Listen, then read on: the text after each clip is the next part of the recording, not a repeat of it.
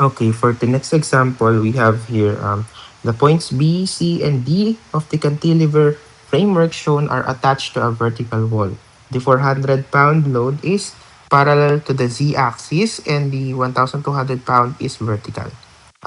Compute the force in each member. Ayan. So dito sa problem natin, based sa mga previous examples natin, ito nakatagilid.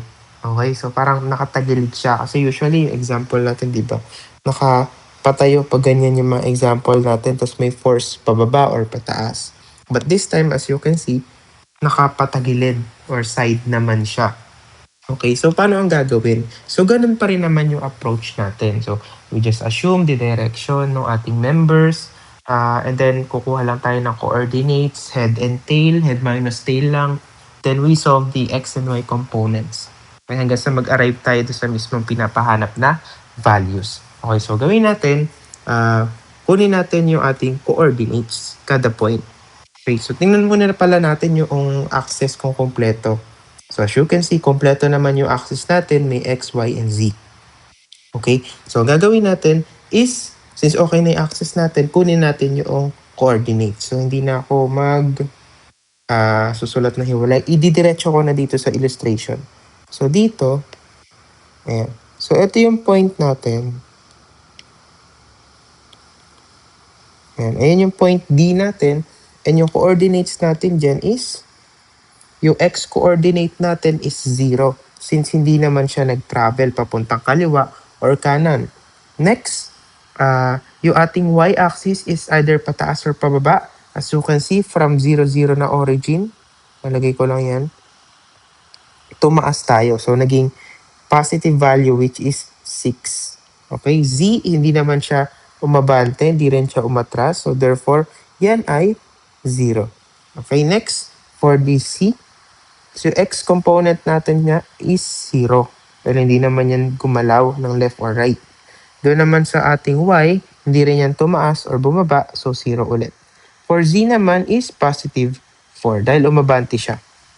For letter B, ayan. Sa letter B natin, ang ating x dyan ay 0. Ang ating y ay 0 din dahil hindi naman tumaas or bumaba. Yung z natin is negative 4 dahil umatras po siya.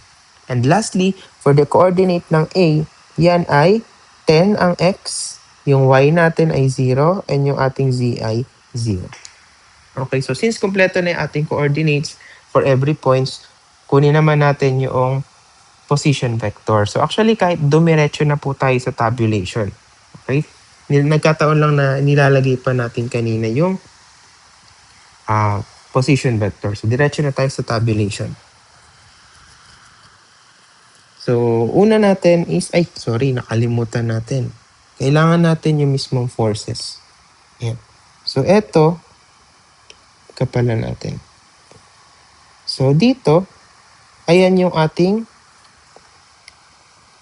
force AD. Okay, force AD. Sir, bakit kanina T? So, assumption ay ano lang naman, sinet lang natin na variable yung T. Ngayon, F naman. Dahil ang sabi po ay framework yan or frame, hindi naman tali. Okay. So, next, we have the AB. Ayan. F, A, D. And last, we have...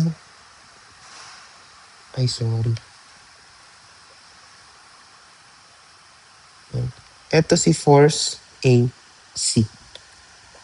Okay, so tabulate natin yung values natin. We have FAB, we have FAC, and we have FAD. Tapos, yung ating dalawang force, isang 1,200, and then we have the 400. So, yan ay naka-pounds. So, hinahanap natin itong tatlo. Yan. So, kunin natin si X, kunin natin si Y, and kunin natin si Z, as well yung ating D.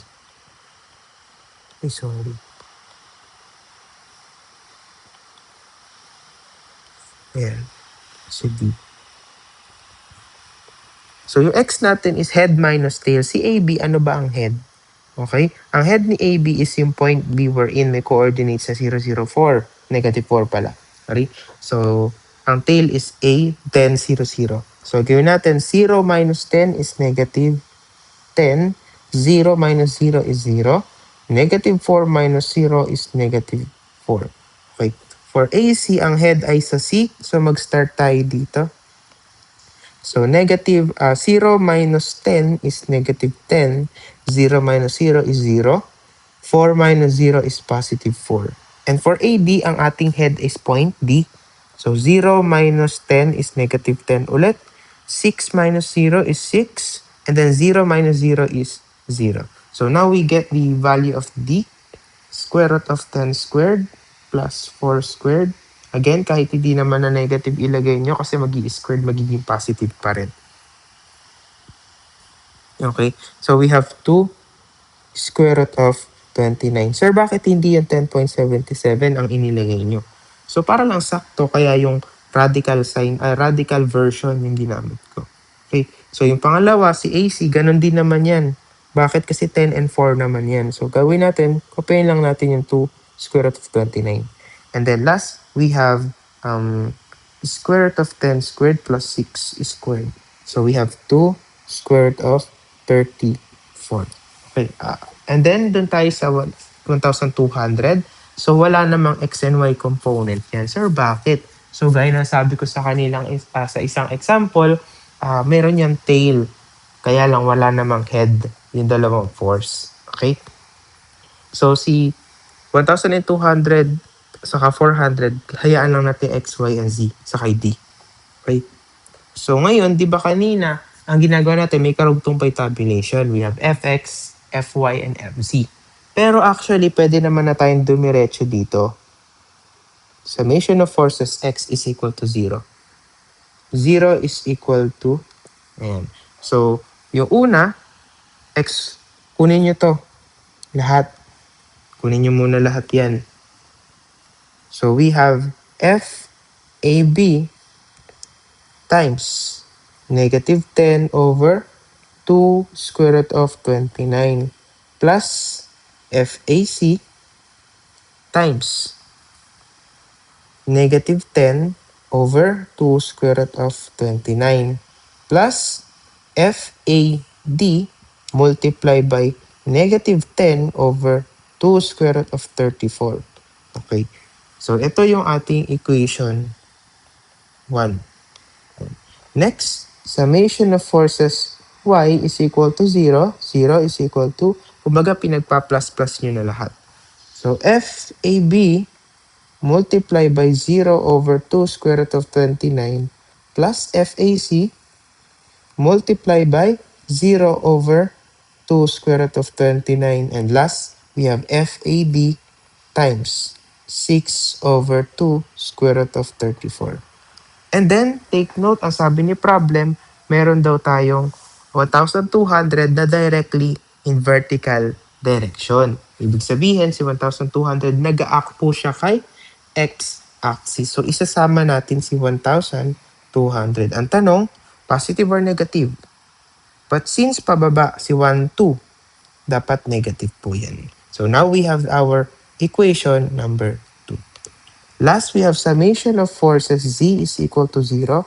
0 is equal to FAB multiplied by negative 4, zoom out kong konti, negative 4 over 2 square root of 29 plus FAC, 4 over 2 square root of 29 plus FAD times 0 over 2 square root of 34. And then, yung 400, ang sabi sa problem, parallel daw siya kay z-axis. Therefore, sa z-axis lang siya nag-a-act. Okay? So, plus or minus 400, yun ang tanong natin. Since yung papunta dito is yung positive z, yung papunta doon is negative, therefore, yan ay negative 400 dahil directly towards the opposite side. Okay, so tawagin natin yan na equation 3. So again, proceed tayo sa ating mode equation. Ayan. Tabulate ulit natin. So we have 10 over 2 square root, 2 square root of 29. Mahalaga po yung mga negative sign. 2 square root of 29. And then negative 10 over 2 square root of 34. Okay. Next, ay 0 naman na ito. So, 0 na natin yan. 0 na natin ito. Ito din, 0 sa baba.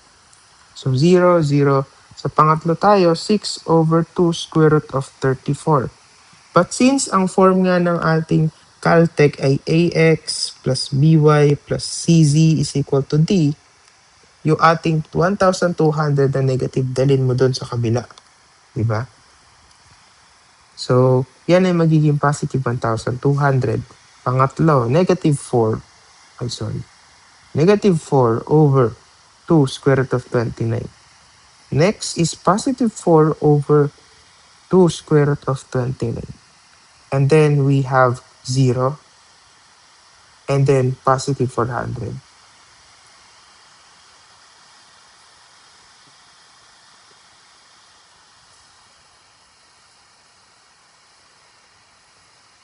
Okay, chinek ko na yung sagot natin. So x natin is magiging negative 1,615.549 pounds. So negative yan, ibig sabihin mali yung inassume natin na direction. Inassume natin na tension, dapat siya pala ay compression. Pounds. Compression. Okay? For y is negative 538.516 pounds. Negative ulit, dapat positive siya. Yan ay compression. Tapos yung 1615, siya si FAB. Yan yung force sa member AB. Kasi yan yung una nating isinet. Ito yung X, ito yung Y, ito yung Z. Ganon din sa ibang equation. Next, ayan si FAC. And lastly, yung ating Z is equal to 2332.381 pounds. We have positive siya, so automatically, yan ay tension. So, siyan po ay si FAD. Okay, so box lang natin yung ating sagot. So, now we have the values po ng mga force kada member.